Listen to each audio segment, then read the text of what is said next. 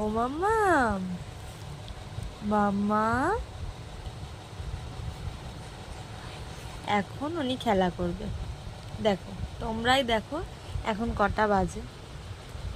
এখনো সবে ঘুম থেকে উঠে এখনো খেলা করবে। এখন খেলা করবা তুমি? এখন কি খেলা করার সময়? বলো।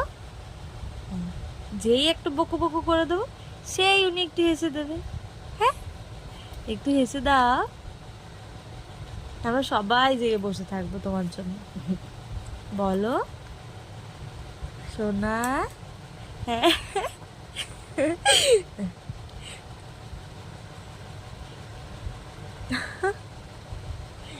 তুমি রিয়ার দিকে তাকিয়ে আছো?